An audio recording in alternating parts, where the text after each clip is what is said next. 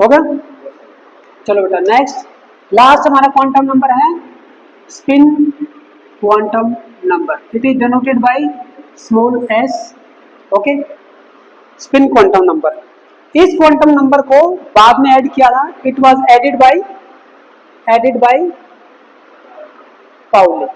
Okay, कैसे add किया कैसे नहीं उसकी एक बहुत बड़ी कॉन्सेप्ट है, बस इसमें आप यूज कर सकते हो एक ही शब्द, by using matrix, by using matrix concept. Okay, जो मैट्रिक्स आपके 11th में आती है, मैट्रिक्स कैलकुलेशन मैथमेटिक्स में 12th में आती है शायद, है ना। मैट्रिक्स का प्लूरल होता है मैट्रिसेस। तो मैट्रिसेस जो होती हैं उनका कैसे ऐड करते हैं, कैसे मल्टीप्लाई करते हैं, उस चीज को यूज करके पाउली ने मैट्रिक्स की फॉर्म में सबसे पहले एस की वैल्यू फाइंड आउट की थी। एस वेक्टर होता है उसकी वैल्यू, फिर उसके बाद में एस की वैल्यू फाइंड आउट की। तो ये जो स्पिन क्वांटम नंबर है बेटा, according to Pauli, s can have only two values, either plus half और minus half।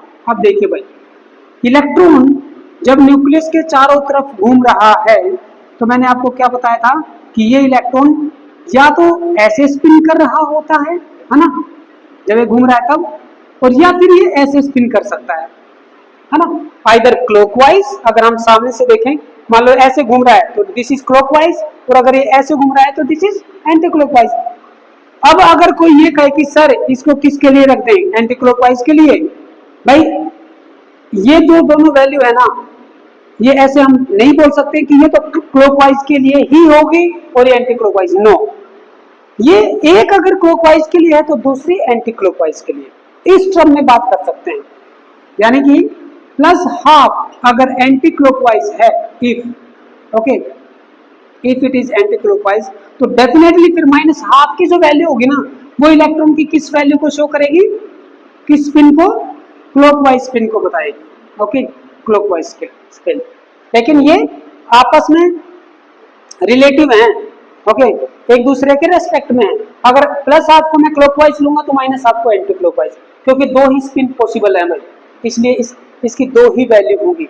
ये वैल्यू कहां से आई, दिख रही है बहुत इस मतलब ऐसे सिंपल सी, प्लस हाफ और माइनस हाफ, लेकिन इन दो वैल्यूज को लाने में पाउली ने कितने दिन बिताए होंगे, कितनी रातें बिताई, जब जाके ये दो वैल्यू आई थी बेटा। अभी तो बहुत सिंपल लग रहा है हमें, बट ये दो value spin quantum number small S की हो सकती हैं, प्लस हाफ या माइनस हाफ, ये पाउली ने बताया था। और ये फिजिकली जो सिग्निफिकेंस होना चाहिए स्पिन का, उसको शो कर रही है कि भाई दो ही स्पिन होती हैं, क्या तो क्लॉकवाइज या एंटी क्लॉकवाइज, इसलिए दो ही वैल्यू होगी। और उसकी थ्योरी में भी दो ही वैल्यू आई, ये सबसे बड़ी बात थी, ठीक है ना। और पूरी क्वांटम थ्योरी में जब इस कॉन्सेप्ट को अप्लाई किया गया तो कोई भी एन में, एल में, एम में कई प्रॉब्लम नहीं आ रही थी। बाकी जो जितनी कॉन्सेप्ट थी, हेजनबर्ग ले लो, डी ब्रोगली ले लो, या श्रोडिंगर वेव इक्वेशन ले लो, उसके जो सॉल्यूशन आए, साई की वैल्यू जो आई उसको सोल्व करके सब जगह पे ये फिट हो रहा था, ठीक है। हर एटम में, हर मॉलिक्यूल में एस की वैल्यू एक इलेक्ट्रॉन के लिए यही दो हो सकती है, समझ में आ गया। दूसरी चीज, information given by spin quantum number. क्या क्या इंफॉर्मेशन देगा, पहली information, it tells about the spinning pattern of the electron. Okay okay, plus half और माइनस हाफ। प्लस हाफ को न्यूमेरिकल्स में नॉर्मली एंटी क्लॉकवाइज के लिए लिया जाता है, तो माइनस हाफ को क्लॉकवाइज के लिए, ठीक है, but it is not fixed, it may be interchanged, right. Second thing, it tells about, very important thing, it tells about the spin angular momentum. मैंने आपको एक चीज बताई थी ना बेटा थोड़ी देर पहले कि भाई जब इलेक्ट्रॉन न्यूक्लियस के अराउंड में जब घूम रहा है तो उसके दो मोशन है, दो रोटेशनल मोशन है, एक तो ऑर्बिटल न्यूक्लियस के अराउंड, और दूसरा जब वो खुद स्पिन कर रहा है। ऑर्बिटल मोशन की वजह से ऑर्बिटल एंगुलर मोमेंटम होगा और स्पिन की वजह से स्पिन एंगुलर मोमेंटम होगा। ओके, ये जो स्पिन एंगुलर मोमेंटम है, अगर मैं इसको किससे डिनोट करूं, मान लीजिए मैं इसको एल स्पिन से डिनोट कर देता हूं, ठीक है, L spin, spin angular momentum is equal to what, under root S into S plus one, जैसे हमने एल किया था, L into L plus one into में एच अपॉन टू पाई, ये होगा जेंटलमैन आपका स्पिन एंगुलर मोमेंटम। अगर हम टोटल निकालेंगे तो क्या होगा, देखो भाई ये भी एक वेक्टर क्वांटिटी है, ठीक है, ये केवल इसका मैग्नीट्यूड बताया है यहाँ पे, ठीक है, और वहां पर भी मैग्नीट्यूड बताया था, जो एल वेक्टर का जो एल इज इक्वल टू जो था वहां पर भी magnitude L into L plus one. अब इन दोनों को जोड़ेंगे तो हम सिंपली तो जोड़ नहीं सकते, है ना, orbital angular momentum plus spin angular momentum को हम जैसे स्केलर क्वांटिटी को ऐड करते हैं ऐसे नहीं जोड़ सकते, उनकी डायरेक्शन के ऊपर डिपेंड करता है। अगर वो दोनों सेम डायरेक्शन में हैं तो भाई ऐड हो जाएंगी, अगर वो दोनों अपोजिट डायरेक्शन में हैं तो वो सब्ट्रैक्ट हो सकती हैं। अगर वो कुछ एंगल बना रही हैं तो भाई उनके एंगल के अकॉर्डिंग देखेंगे, मतलब वेक्टर एडिशन करना पड़ेगा। तो ओनली स्पिन एंगुलर मोमेंटम के बारे में इंफॉर्मेशन कौन दे देगा, आपका स्पिन क्वांटम नंबर दे देगा। Third information, it tells about the multiplicity. Multiplicity ये क्या चीज होती है, नई चीज आई, कैपिटल एम से इसको डिनोट करते हैं। It tells about the multiplicity of electron in an atom.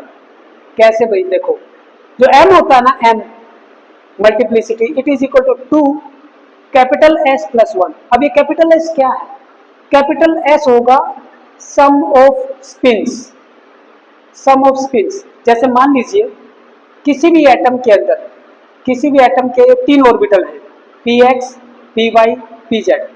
भाई इलेक्ट्रॉन, 2 इलेक्ट्रॉन थे, एक ये इलेक्ट्रॉन ऊपर की तरफ जा, मतलब ऊपर की तरफ जो है वो मानना एंटी क्लॉकवाइज है, जो मैं ऐसे शो कर रहा हूं वो एंटी क्लॉकवाइज घूम रहे हैं, और जो नीचे की तरफ अब अगर मैं इलेक्ट्रॉन को की स्पिन को शो करूं, इलेक्ट्रॉन ऐसे शो कर रहा हूं, तो इसका मतलब ये है कि वो क्लॉकवाइज है, एंटी क्लॉकवाइज, ये क्लॉकवाइज। यहां पे इसको अगर मैं प्लस हाफ दूंगा तो ये माइनस हाफ हो जाएगा बेटा। तो इन दोनों की सम क्या आएगी, सम ऑफ स्पिन प्लस हाफ और माइनस हाफ क्या आया, 0। 0 वैल्यू इसमें पुट अप करूंगा तो एम की वैल्यू क्या आएगी, 1। अच्छा, अगर मान लो इसको भी मैं एंटी क्लॉकवाइज ले लूं तो ये क्या हो जाएगा, प्लस हाफ, ये क्या हो जाएगा 1। सम ऑफ स्पिन, एस क्या है, सम ऑफ स्पिन्स, ठीक है, 1 हो जाएगा। जब ये 1 इसमें पुट अप करूंगा तो एम क्या आएगा, 3। तो इस तरीके से हम मल्टीप्लिसिटी निकालेंगे। मल्टीप्लिसिटी किसी भी एटम के अंदर मैक्सिमम होनी चाहिए, ठीक है, हाँ, तभी वो एटम उन इलेक्ट्रॉन के साथ मैक्सिमम स्टेबिलिटी के साथ होगा, ठीक है, क्या होगा, मैक्सिमम स्टेबिलिटी के साथ। ये जो रूल है ना, an atom must have maximum multiplicity, ये बताया था एक साइंटिस्ट था हंड, HUND, हंड्स रूल। ये नेक्स्ट आपका टॉपिक होगा बेटा, हंड्स रूल, ठीक है। 3 रूल आएंगे अभी, हाफ बाय प्रिंसिपल या हाफ बाय रूल भी बोल सकते हो, हंड्स रूल और पाउली एक्सक्लूजन प्रिंसिपल। 3 रूल आएंगे, वो हम नेक्स्ट टॉपिक में लेंगे। लेकिन यहां तक मैंने आपको ये बताया कि भी स्पिन क्वांटम नंबर से हम क्या क्या इंफॉर्मेशन निकाल सकते हैं। स्पिनिंग पैटर्न, भाई 2 ही पैटर्न है, प्लस हाफ या माइनस हाफ। दूसरा स्पिन एंगुलर मोमेंटम, तीसरा मल्टीप्लिसिटी, राइट। बस यहाँ पे हम टॉपिक को करेंगे आज क्लोज। स्पिन क्वांटम नंबर के साथ में हमारे चारों क्वांटम नंबर हो जाते हैं। और लास्ट में बस मैं आपको इतना बताऊंगा कि व्हाट इज क्वांटम नंबर। हमने डेफिनेशन तो नहीं बताई, हमने ये बताया कि क्वांटम नंबर 4 होते हैं, है ना भाई। 3 तो क्वांटम थ्योरी से आए, चौथा क्वांटम नंबर को ऐड किया गया।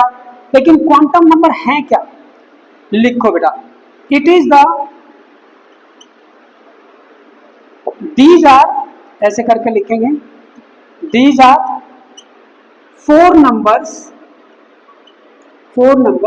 ओके, ये 4 नंबर हैं। These are 4 numbers which give complete information, complete information, और आप ये भी लिख सकते हो कंप्लीट इंफॉर्मेशन और address of an electron in an atom. ठीक है, in an atom, in an atom, in an atom, okay, in an atom, right? Four numbers which give complete information or address of an electron in an atom are called quantum numbers, and these quantum number are n, l, m and s। ये हमने discuss कर लिए हैं पूरी detail में, तो इसको आप नोट डाउन कीजिए। ठीक है, इस टॉपिक को हम यहीं पे क्लोज करेंगे, राइट।